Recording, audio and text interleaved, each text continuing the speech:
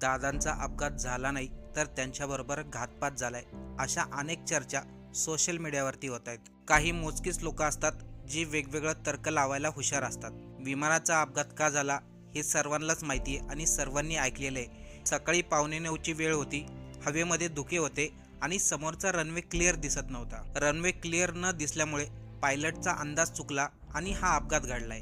पण काही अतिहुशार लोक म्हणतात दादांचा अपघात झाला नाही, त्यांच्याबरोबर घातपात झालाय. खास करून हिंदी चॅनलवरती ह्या बातम्या खूप जास्त चाललेल्या आहेत. आपल्या महाराष्ट्रामध्ये देखील अशी काही लोक आहेत जी या अपघाताला वेगळं वळण देण्याचा प्रयत्न करतात.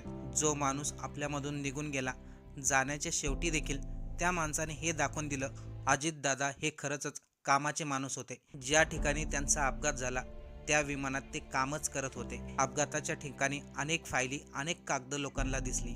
लोक या गोष्टीचा विचार न करता या प्रकरणाला वेगळं वळण देण्याचा प्रयत्न करतायत. हा फक्त निव्वळ अपघात होता. नियतीने दादाबरोबर घात केला आणि महाराष्ट्रामधून एक चांगला माणूस, चांगला नेता हिरावून घेतला.